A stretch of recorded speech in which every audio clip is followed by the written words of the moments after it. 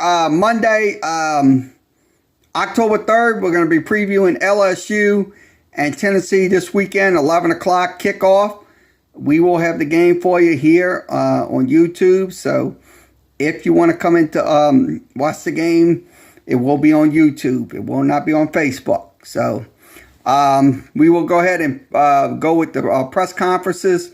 We'll have Coach Kelly first, and we'll have Coach Happel previewing Tennessee, and then we're going to break down the film from the last game Tennessee played, and that was against Florida. So let's go ahead, without further ado, swing this around, and I'm gonna see if we're on. I'm gonna see if we're on Facebook. Give me a second.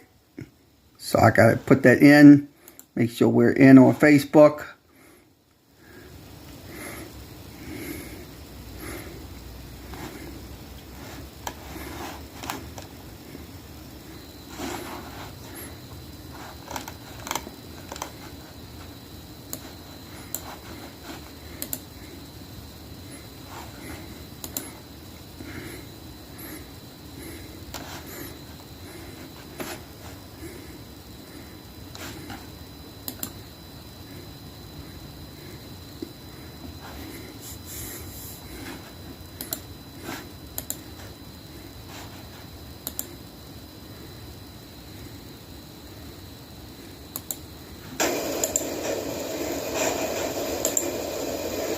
It's in. So once again, we are live. We're all on. So let's go ahead, without further ado, go to Brian Kelly.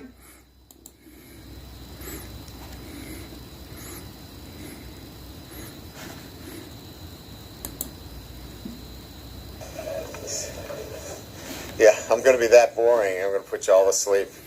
I get it. Good afternoon. I'll give a quick recap on the weekend at Auburn. Any road win obviously is a great win, especially in the fashion that we came back from a 17-0 deficit. I think the things that stand out after doing a deeper dive, defensively in the second half, the turnovers, taking the football away, and then running the football. We looked at our last 3 SEC games. We're averaging 6 yards per rush in the second half. I think we've said from the very beginning the ability to run the football in the SEC was going to be a very important part of winning football games. We'd like to win them in a different fashion, but winning is winning. And I think those things stand out. Special teams was much improved. We're getting the kind of play and effort necessary. If there are penalties on those teams, we're getting great effort from that group, and I think those are probably the highlights in terms of things to take from. But look, I'm going to say this, and I'll talk to our team about it a little bit later. It's pretty clear this team plays with great heart, and this team in college football had a chance to go against when he got. He's got playmakers. McCoy, and whether he plays or not, they are talented at the wide receiver position.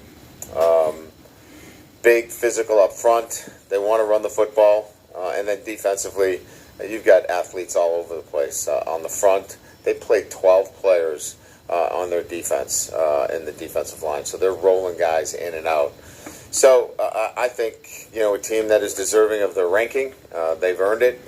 They're talented on both sides of the ball. Special teams, aggressive.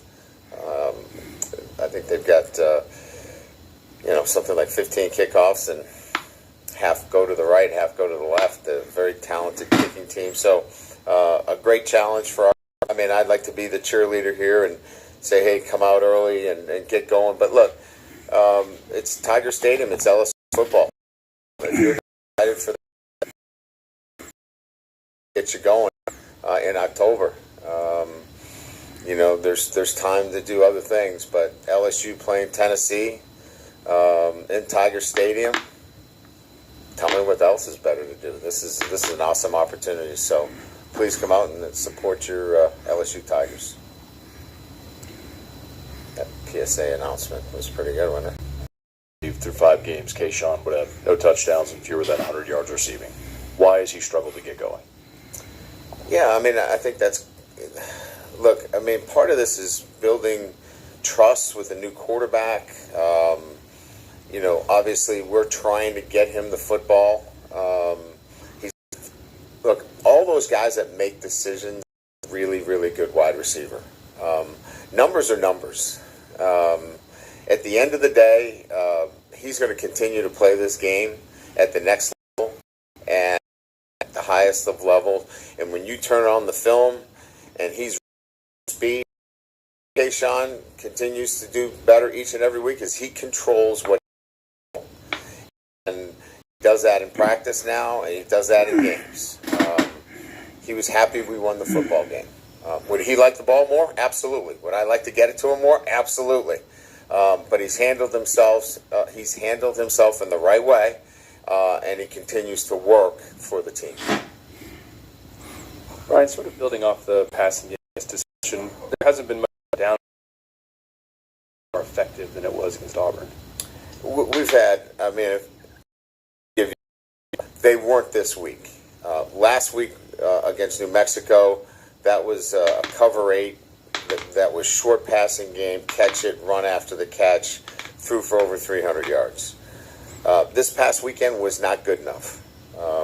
That's not going to get you a sustainable offense that can win games at the highest level in the SEC. But that's coaching together that we need to get better, and the recognition and the awareness that 85 yards is not going to get it done. But it's a new week, and the one thing that doesn't carry over very well in college football is the last week. So we expect to be much better. Hey, Coach, here to your right. When you take a look at the video from the Auburn game, do you guys have, take a look at not only wide receivers, tight ends, running backs, passes that hit him on the hands, whether it's a little bit off the mark or not, and catchable balls that aren't caught? How would you reflect on that? And not only Kayshawn, but before the year, everyone kind of thought your wide receivers were the strength of the team. What can you do to get those guys more involved? Yeah, I think I would continue to answer the question, and I'm going to be honest with you. Everybody should be, asking the same questions. But I will tell you that it starts with putting together a comprehensive plan that can be repeated in the game. And the guy that has his hands on the ball is the quarterback. And he's going to get most of the notoriety when we do well, and he's going to get a lot of the blame when it doesn't go well. So the quarterback is part of this. The wide receivers have got to be better at attention to detail. Their routes have to be better. We've got to throw it better and catch it better. There were probably 5 or 6, and you probably can all remember them, where there needed to be a little bit better of a throw and a little bit better of a catch. And so that also goes to play calling. We've got to be able to look at, are these the plays that we can repeat? And are we doing too much? I think we're looking at it in all of those areas, because this is not going to work. We can't throw for 85 yards with the talent that we have and expect to beat the top 10 teams in the country. Right here. Yes. You said that Tennessee has the fastest offense in the country. With a defense like yours that likes to disguise looks, how does that impact your game plan, and what makes that difficult? Yeah, you got to get your cleats in the ground and you got to go play. So in one instance, they can't do a lot of things either, right? So if they're going to snap the ball with 20 seconds on the clock, there's not a lot of motion. There's not a lot of changing of formations. They've got to line up right and left too. So to play fast allows you, obviously a pretty clean look at what you're getting. But on the other side, you're right. You can't do a lot defensively. But what you can do is get your cleats in the ground, line up, play fast, play free, and play physical. And that's what we'll have to do against a really good Tennessee offense. Hey, Coach. Now that you've had time to sort of review the tape with the coverage busts, especially in the first half, what were you sort of seeing in that department? There were coverage busts. Do you want me to call out some guys here publicly in front of you? Thank you, because I'm not going to. But what were some of the adjustments that from the meeting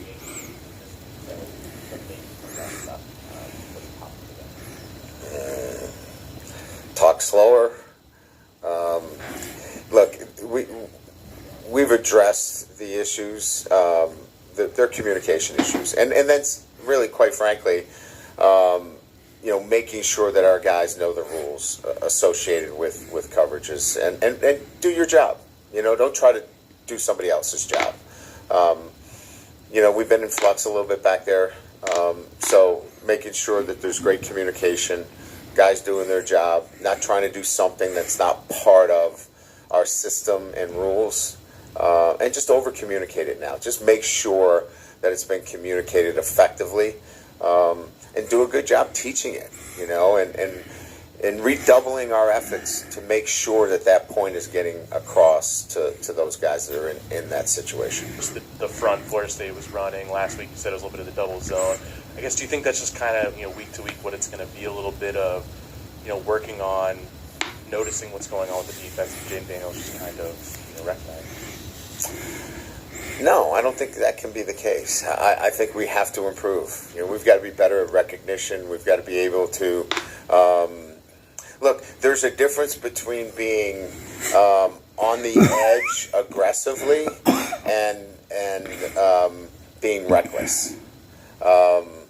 We're way too conservative right now, and so I don't want to throw interceptions. That's not what I want to do. I don't want to turn the ball over. We haven't thrown any, and that's not necessarily a bad thing in one respect. But if you're looking to be aggressive, you're going to throw an interception or two because somebody made a great play, because you trust that you're going to throw it in there. And we got to get Jaden to be a little bit more on that edge, and be a little bit more aggressive. And we will. We'll get there with him, because that's the nature of this position. This position has to be, with the skill players that we have, we've got to get that ball down the field, and we got to get it into some tight windows sometimes. They're not always going to be wide open, but those guys can make plays, and we got to get them the ball. Brian, you talk about John Emery's game, and was the fumble necessarily his fault? It seemed like the backside defender came in untouched. Well, we had one side of the line going left and the other side of the line going right. That's not a good thing. And so what actually ended up happening on the play was the backside lineman was pulling, and it was not supposed to be pulling. And John didn't expect it and got run into, and the ball came loose. Unexcusable. I mean, you still have to have great ball security in that situation, but it was a miscommunication, an understanding of what the play was. Somebody thought it was right and it was going left, and we had just a circus going on up front, and it created that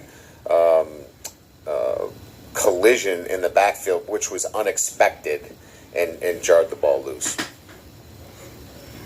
Yeah, I mean, obviously the physical run was amazing, right?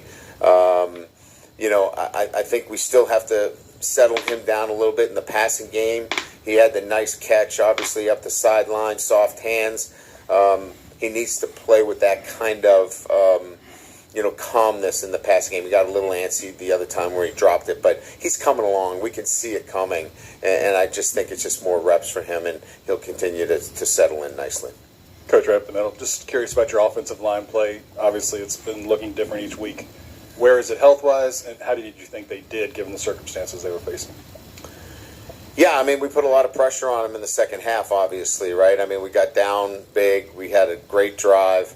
I thought the protection was really good against some really good pass rushers. Remember now, we put 55 and 29. 55 got hurt, but they had 98 come in. They had two legitimate pass rushers, and you got two true freshmen out there battling. But I thought, by and large, the offensive line has been a bright spot for us. And then, like we've talked about many, many times, the ability to run the football when everybody in the stadium knows that, LSU is going to run the football. And exerting our will to close out football games in the SEC says a lot about the growth of that offensive line. Yeah, he'll be back. He'll practice this week. Look down here in the front.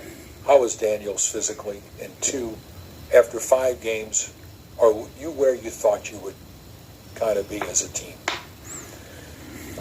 Daniels is fine. He had a burst sack, which is, I don't know the exact, medical, it's inarticulate, but it's much more, it's not structural at all, but it's painful. And so he was in pain. And so, he just felt like he was hurting the team being out there. But he felt good yesterday. The exam was clean. We did an MRI just to make sure, and that came back clean. So he's now in a pretty good position where he losses piece. What I've looked at is, will we continue to get better each and every week as we go through the season, and can we develop an identity as a football team? And I think that early on we've been able to identify that this football team will fight.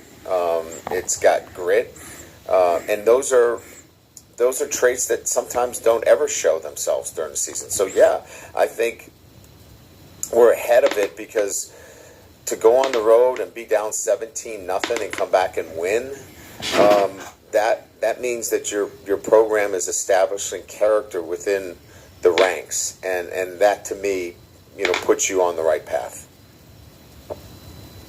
Hey, Coach, with Armani out these next few weeks, how much of a workload can we expect from Josh Williams, Noah Kane, the whole running back room pretty much? And how would you like to see them, utilize in their own role?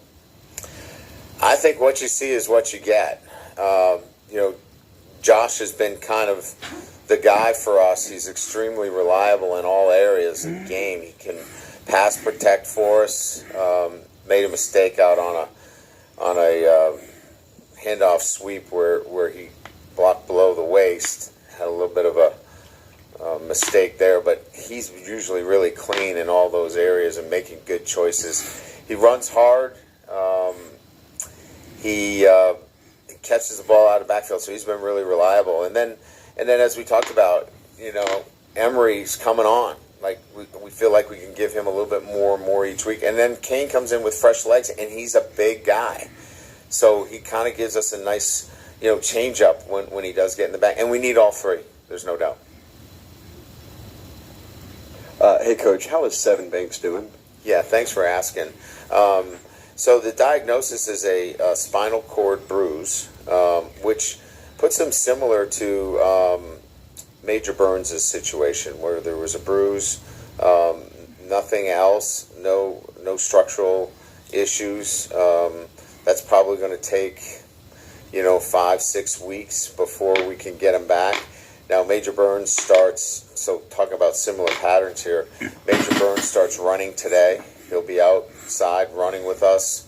Next week, he'll begin non-contact drills, football non-contact drills with us. So there'll be a similar protocol and procedure, provided there's no setbacks along the way. So really fortunate, and really appreciate all the help that we got from our own medical team and certainly Auburn's as well in what was a very scary situation. Down in front, Brian Martell with Associated Press. So Yeah. first, just cracking the AP Top 25. Curious about your impression of how perception is matching reality on your team, and if you would, in the 3 major conference opponent games, there's been a kind of a trend where you've been down multiple scores in all 3 games, nearly overcame it in the first, did overcome it in the next 2. What are some of the good and bad you pull from that trend, and does it inform you in any particular way about where the team is now? We'll start with the top 25. Perception versus reality. I think that, when you look at the body of work and, who this football team is, there's probably 35 teams that could be in the top 25, right? From 25 to 35. So, that really is, a judgment call. And we feel like at this point, the development of our football team will continue to take place through this month. And I think the more germane question is, how do you get off to a better start against Power 5 teams so you're not have to rally in the second half? And what I will make clear when I get a chance to talk to the team is having heart and, fighting the way we do. That's not going to get it done against Tennessee. That's not going to get it done against Florida or Mississippi or Alabama. We're going to have to execute better. Our details are going to have to be better technically, tactically. We got to coach better. So hopefully what's come out of this is better. And then bring the heart. Then bring that fight. Because you're going to need that too.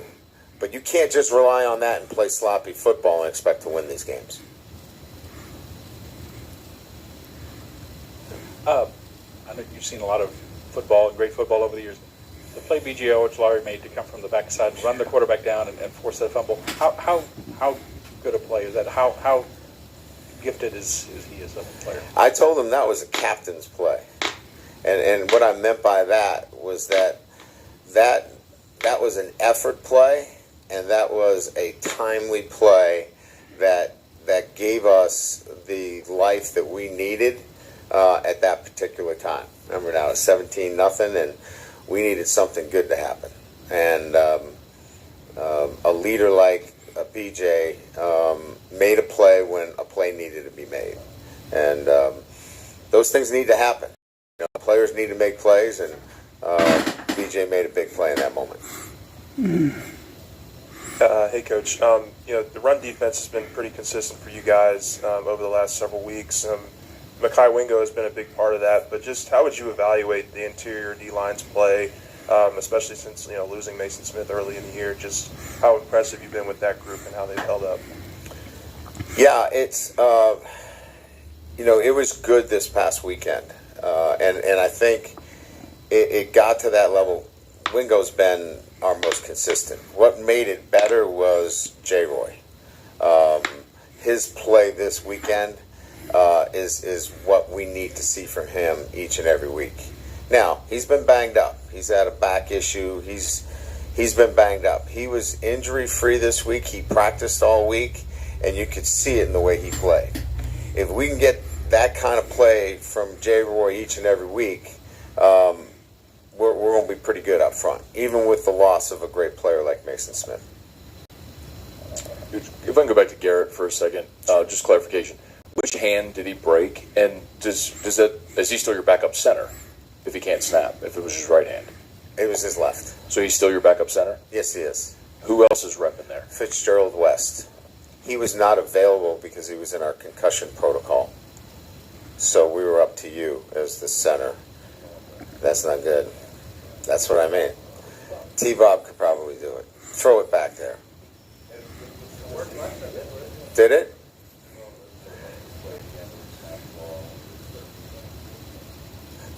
I got to get up on the history. Got to watch that one? Is there a joke to this? He didn't know that there was that many?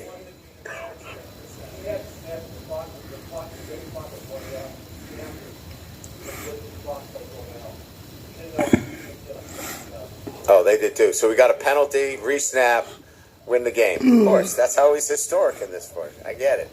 Let's try to do something better. Thank you. Okay, we're gonna go to Coach Haspel. Let's go over to Coach Haspel, and we'll do the breakdown of Florida's last game. Doing great. Been a long time. Tennessee's last game against Florida. Excuse me. Last week finished up good on the field with the guys, and then obviously our staff had a chance to Let me clear the CC out of there. Go recruiting, which was a great opportunity for us to get out and see players, but take our brand across the country too. So finished up good. Now we turn our attention, obviously, to a really good football team here. Great opportunity at the end of the week. They continue to find ways to win. They're a good football team. They're long. They're athletic on both sides of the line of scrimmage, and obviously have really good skill players too. So exciting week for us as we continue to go down this journey. And players were good this morning. Looking forward to the opportunity on Saturday. So open it up.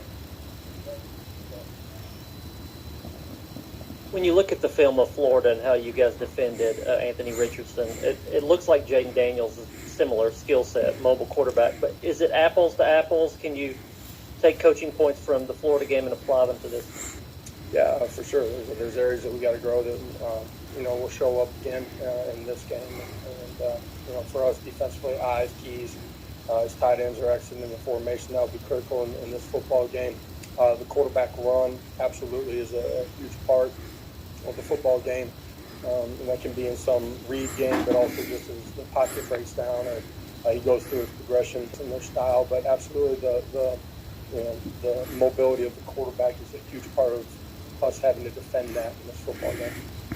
Josh, as you know, LSU's had a couple of comebacks, 13 points, 17 points on Saturday. When a team is able to do that, what does that do for a team, knowing obviously the dynamic in each room is looking different? Well, just for us, you got to understand that if you're up on the scoreboard, it doesn't matter. We talk a lot about playing at 0-0 for 60 minutes. The way they play and compete, no matter what the scoreboard looks like, you have to be prepared for their best for 60 minutes. See if there's anybody in that chat room. Team.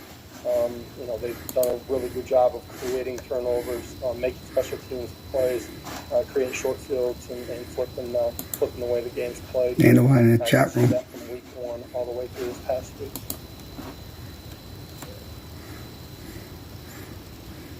LSU defensively, what challenges do they present, starting with the front four and B.J. Ojolari, and then the back end with all those transfers? Yeah, the front four, they're big, physical, long, athletic. They have the ability to apply pressure to the quarterback and break the pocket down. You want to stay out of long yard situations against them. On the back end, they have a bunch of new bodies to their roster with a bunch of transfers. Those guys have played a lot of football. I think they continue to get more in sync and more comfortable in their scheme. And for us, we got to have balance in what we're doing. So, run game on early downs will be critical. Playing from the head of the chain is going to be critical in this game. Just how big was last week for some of those young guys who have played a little bit like Joshua or Squirrel to reset and have a week of practice without getting ready for an opponent? Yeah, really big for our young guys to take some growth on the fundamentals, technique side of it, being very purposeful in what we're doing and some of the things that they got during the course of practice. It's really important for your entire football team to, during the course of the game, we can get so much into the scheme of things. It's important to reset and get back to some of those fundamentals. Those are the inches and the things that people don't see that add up to the big things.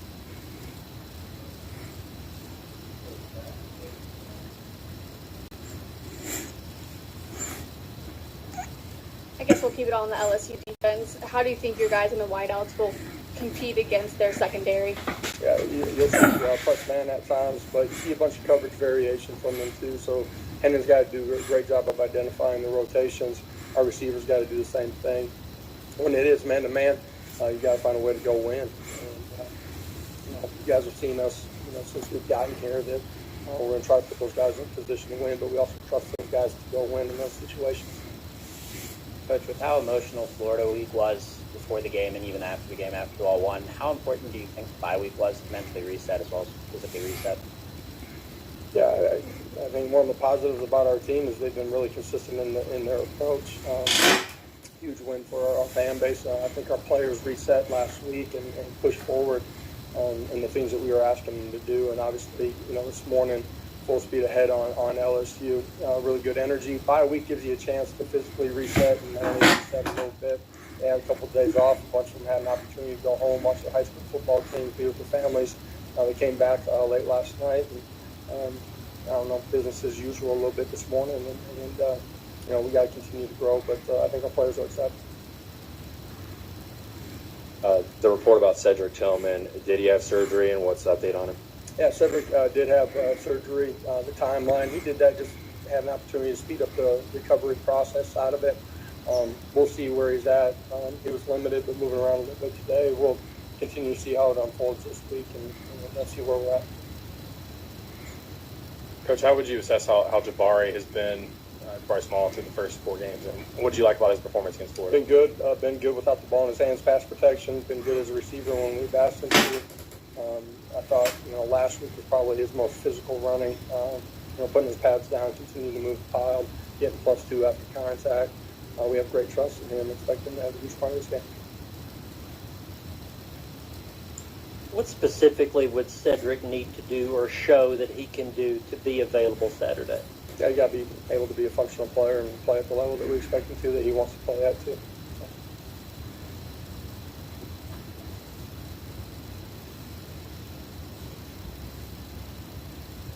And as the SEC slate does open up for you all with this bye week, what has been that main focus with this team as you look to kind of build off what you've been able to do in September? Yeah, you're only as good as your next one in this game, and you can continue to look at college scores. There's no way in this game you can just flip the switch on Saturday and show up and play the way that you want to. So preparation's everything. Our players have gotten so much better in that. Expect them to handle the week the right way. It's a really good football team.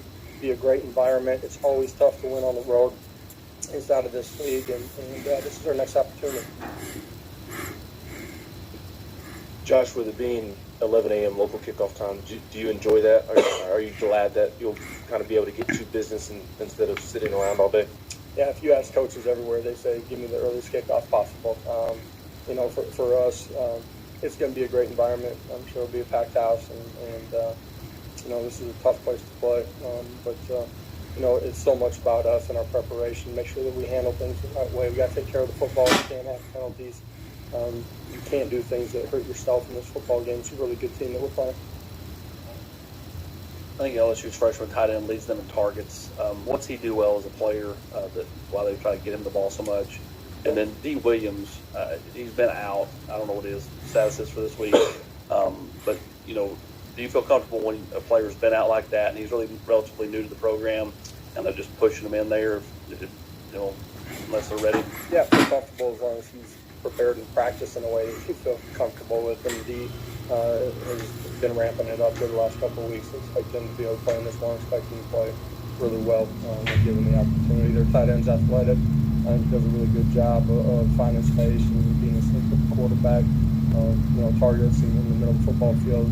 Him exiting the formation and some of the run pass stuff too. You play what they do. We got to have our eyes in the right spots.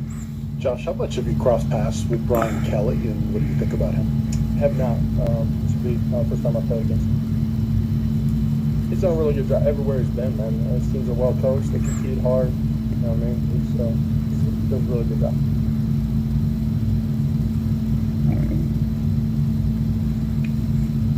All right. Thanks, everybody. Just kidding. What's the update on Warren Burrell? Okay, let's go ahead and go over to the breakdown. So we're going to go film breakdown here. Extended highlights delivered from CBS. Let's go ahead and okay, let's begin. Let's break down the film of Florida and Tennessee. I'm going to go to the first few plays. This is the first one. Okay, this is once again they're in their shotgun formation. They have the wide receivers one going in motion. So you have your 3 wide receivers, 2 to your left and 1 to your right. So what they're going to do is passer on this time. Can't get any more open than. So they're going to throw a nice little pass play. That's on second. This is on 2nd and 15. Let's see what happens. Look at the sideline for the play. And he'll try to run it. So he's going to run it to the right side. So that quarterback right there is very mobile. So the one thing LSU has to do is control that line of scrimmage and not let him run on you or pass. Now, here goes the quarterback, Hendon Hooker again. Got it down to the 33-yard line in the backfield with Richardson. Okay, this is the defensive side of the ball. So see how they're getting their pressure right there on the quarterback for Florida? So that's one thing you have to avoid right there, is that pressure. You have to roll out or something like that. Because the thing is, if you allow this to happen, Jaden Daniels or Nussmeier might get sacked so many times. So they have to be aware of their surroundings. That's one thing in comp. Richardson sidearms it out, completes. Here, Henderson out to the 30. There's Johnson. And on this one, okay, we're going to go to another play. I'm going to scramble to another play. Okay, this is this Tennessee offense just picking apart Florida, but then this time nothing there. So nice little defensive play right there by Florida. So they covered the quarterback pretty well on that play. Maybe to the bottom of the. Let's see. Let's go to another play. I'm going to scan it for another play. I'm going to scan it into put one in there. And decided we couldn't. Okay, this is on defense. Florida, they're rushing their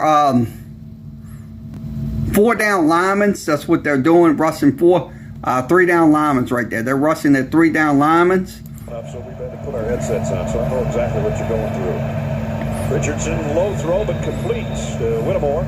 So a nice little pass play against that Tennessee defense.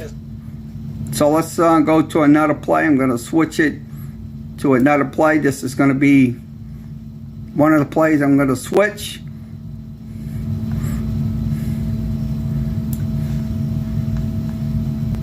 Okay, this is on 1st and 10. Now he's going to go deep. Got a man out there. And that's a good, excellent catch. Diving catch by Keith Tillman. So Keith Tillman is one of their players that will make the plays. Now this is on 2nd and 7. So they're going to have their quarterback and they're going to have their running back in motion. 2nd and 7 now. In the backfield. 32. Hooker. It's a nice little pass play right there. So he throws it for a few yards on that play. Again, same guy to the 23. Now we're going to run another play. I'm going to fast forward it to another play. I'm going to give you another play we're going to run.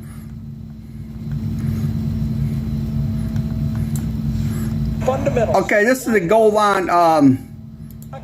This is on 2nd and goal right here. The push to the goal line. I don't know why it's frozen. No signal yet. The fact it's frozen. I don't understand this. Why is it frozen like that? Sorry about that, folks. I'm trying to run these videos, but sometimes they get really just frozen and stuff like that. Down the middle. Did it again. So nice little pass play there. So I'm going to have to run another scramble, another play. I'm going to have to do another play.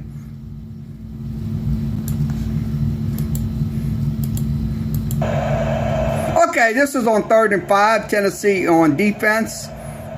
So it looks like Tennessee will bring their 5 people and a nice little. There's an extra man. Richardson trying to run for the first down. Nowhere near it. So he won't get the first down on that play. So that's good defensive play by Tennessee. So that's excellent play. Stop this guy. So a nice little pass play right there to get it out to the wide receiver. It's the wheel route.